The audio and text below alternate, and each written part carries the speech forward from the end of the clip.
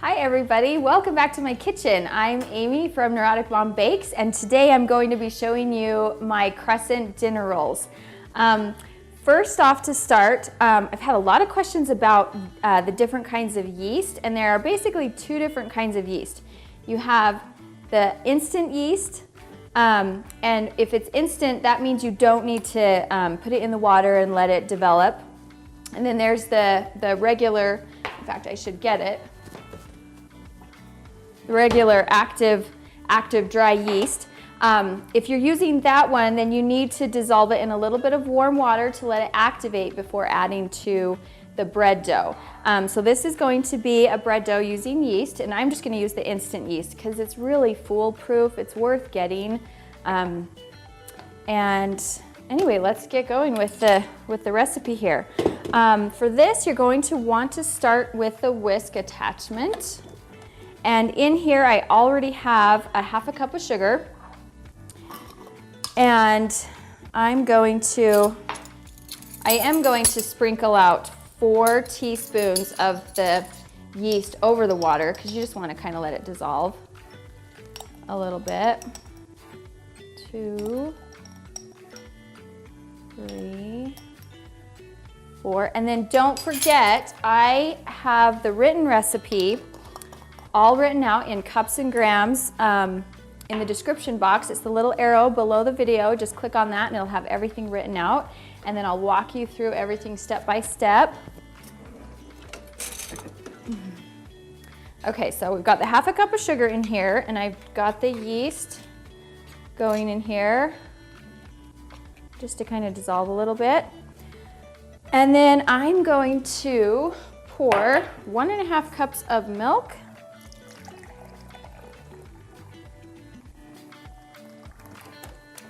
Into here, and a half a cup of heavy whipping cream to make a total of 2 cups. And you need to stick this in the microwave and warm it up just a little bit until it's lukewarm. So I'm gonna let's start with 40 seconds and see what happens there. Okay, I'm gonna add the yeast mixture into the bowl.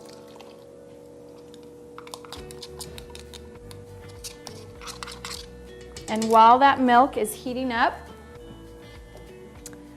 I'm going to add 1 egg. Let's see if I've got, 1 egg.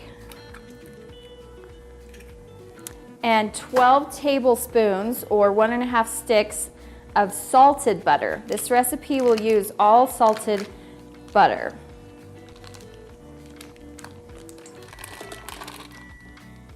Okay, we're going to now add 2 teaspoons of salt.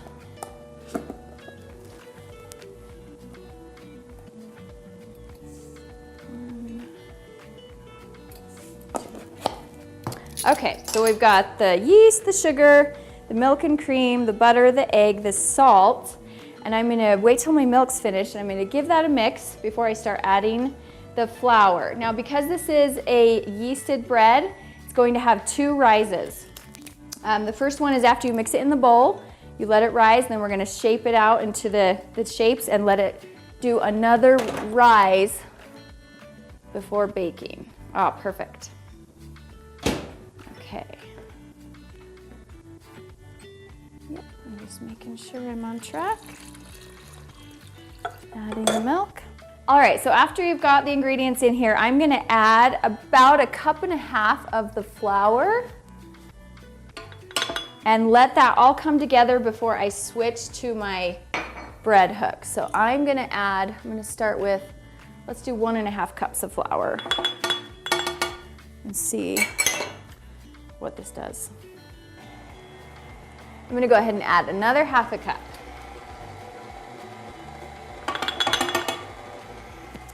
And you're just gonna let this whisk a while until all the butter is combined. There's some little chunks in there.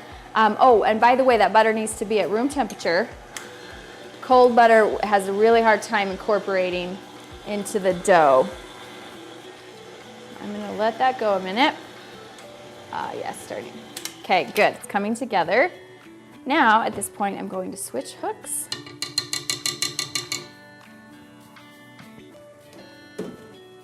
And just so you know, you don't absolutely have to have a mixer like this to do these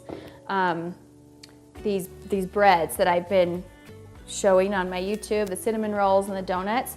I've had people message me saying that they've done it with a hand mixer to start, and then as they started adding flour, they started mixing with their, kneading everything by hand. I had a college student message me yesterday and said, we live in a really dumpy place and we don't have any baking tools, not even a hand mixer. She mixed everything by hand, and she used an empty wine bottle to roll out her dough. So it is possible, but this is definitely helpful.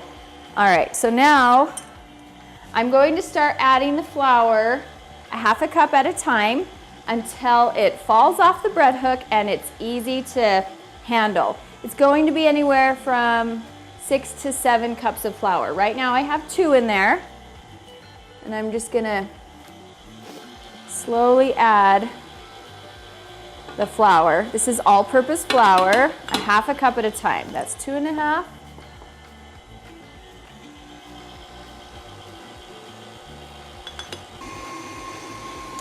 It takes a minute to start coming together, but it will eventually. This is 4. And if you've made these a few times, or any bread dough that uses yeast, you kind of get a feel for what it should look and feel like. And honestly, it's a little bit different each time for me, depending on the weather, the humidity, how warm my kitchen is. So you just kind of watch it. Okay, this is 4.5. It'll start pulling together and forming a ball. It'll pull away from the sides. We're not there yet. We're at 4.5. You can see how all at once it starts pulling away from the sides of the bowl. Still sticky though. You can see the stickiness. So I'm going to get another half a cup. This is going to make 6. Okay, let's check it. All right, you can see we're getting close. But see how it's still pretty sticky? That's too sticky, and it's not totally falling cleanly off the, yeah. Not ready yet. Wash my hands. We're gonna add another 1/4 to a half a cup.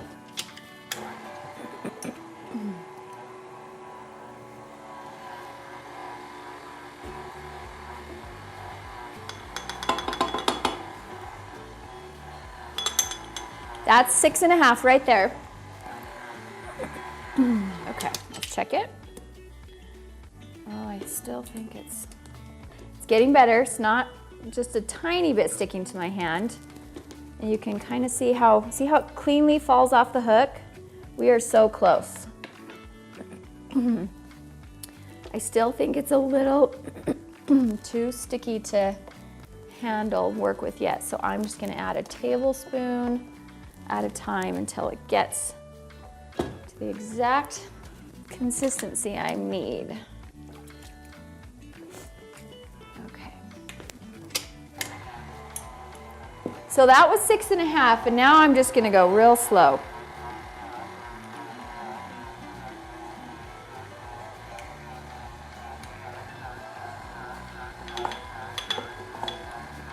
That's about another 1/4 of a cup.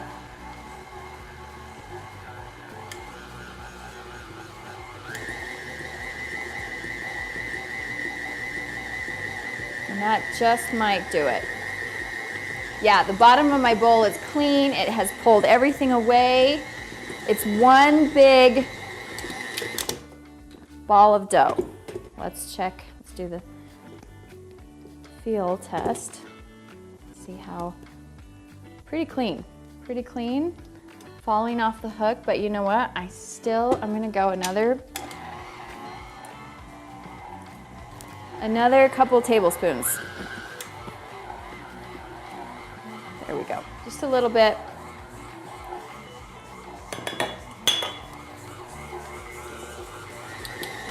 Okay, now I want to show you. Oh, perfect. Look at that entire.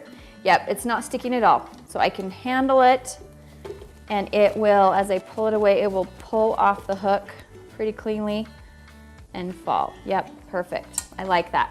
Now, let's talk about gluten and how you know how much to knead it. So right now this dough is pretty soft, and I'm gonna hold it up to the window, and you can see how it breaks apart really easy. That means that not enough gluten has developed in the dough, and it needs to be kneaded quite a bit more. You can let the machine do the work, or you can hand knead it. Today I'm gonna just let my machine do the work, and I'm gonna let it go 2 or 3 more minutes. If you're doing it by hand, I would say it takes 5 to 10 minutes. All right, let's check it, and maybe I'll finish with some hand kneading so you can see how I do that. Perfect. Okay. I'm gonna get a little bit of flour. Flour a clean surface. Pull this out.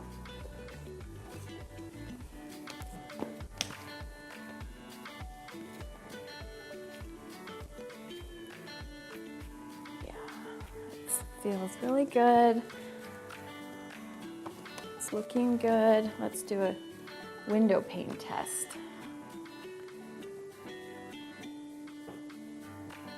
Ah, see how it's not breaking? You can pull it for quite a ways without it breaking. I'm just gonna hand knead it. I think we're at a good consistency. At this point, I'm just gonna kind of keep rolling and folding until I have a nice round ball of dough. Okay, this is going to go in a lightly greased bowl.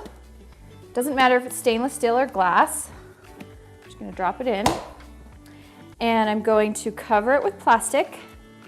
And I like to put this in a warm spot in my kitchen. Find a sun patch or something. It'll make it go quicker, the rise. You're gonna let this rise until it's double in size, and that's going to take anywhere from about 30 to 60 minutes, just depending on the warmth of your kitchen. Okay, my friends, I have got my beautiful dough sitting here. You can see how it's doubled in size. I actually let it go maybe a little too long, but I think it's gonna be fine. It's actually gonna be perfect. So I'm gonna show you how I do my dinner rolls, how I get my crescent shape and everything. First thing I'm gonna do is I'm gonna get some flour, a generous amount, because you don't want them to stick. And I have some baking sheets ready to go. This makes quite a lot of dinner rolls. You could probably half this recipe, no problem. But I have a big family, and I take these to Sunday dinner. There's like 25 people there, so I make a lot. Now I'm gonna turn this out. And then I'm gonna flip it over. I've got a nice ball here, and I'm going to cut this into fourths. Now, you want to shape this into as round of a shape as you can, but it doesn't have to be perfect. And I'm going to get my rolling pin, and you're going to roll it out quite thin. It's not like the cinnamon rolls that I have posted on my YouTube. It's not like the donuts. This is thinner because you're going to roll them. And you also want the insides to cook all the way. So I'm gonna get this as round as I can, kind of like about a pizza size and shape. And like I said, it doesn't have to be exactly round. It's gonna work perfectly. Okay, now I've got that rolled out. In a microwave safe bowl, I have just some salted butter. You don't need exact measurements, but about 1/4 cup, maybe a little more salted butter. And I'm gonna melt that. All right, I've got my butter melted here. Before I roll up my rolls, I'm going to brush this with the salted butter. The salt just gives it such good flavor. Salted butter. let's see, these will go in a 350-degree oven. They'll cook for about 14 to 18 minutes, just kind of depending on the size also. Longer if you do the big jumbo rolls, shorter if they're smaller. I'll do them both ways so you can see. This one I'm gonna make 12. So what I'm gonna do, pizza cutter is very helpful, but you can totally use a knife. I'm gonna divide it into fourths, and then each fourth I'm going to make 3 pieces, if that makes sense. Whoops. Just like slicing a pizza, honestly.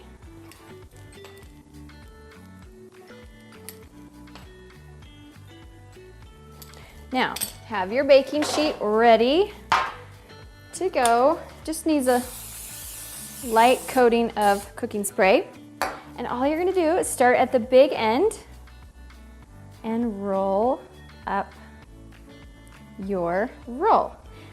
Make sure you pinch that in and put that on the bottom, because as they bake, I didn't do that the first time I made them and they pulled apart and didn't keep the crescent shape. I'm just gonna do that with each piece of dough. Now they look small now, but they're going to rise again to double in size, and then in the oven they're going to rise even more. So they look tiny now, but I promise these are gonna get to the perfect dinner roll size. After these are on the pan, you will get some, either a tea towel or some plastic wrap, or dish towel, doesn't matter. You're gonna cover them up and let them do the next rise. But let's move on to the next. If you wanna do bigger jumbo size rolls, you would just cut it into 8 slices. All right, so at this stage, I've got them all rolled out.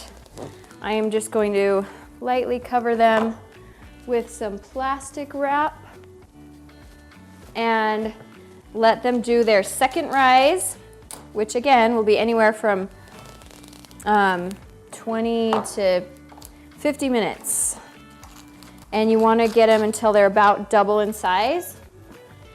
Okay, now we've completed the second rise on these crescent rolls and they've doubled in size, and we're gonna go in the oven at 315 degrees. I'm gonna check them at 14 minutes, but it might need a little bit longer than that. You'll know they're done. They'll be golden brown on top, and I'll pick one up and it'll just be golden brown on the bottom too. So here we go.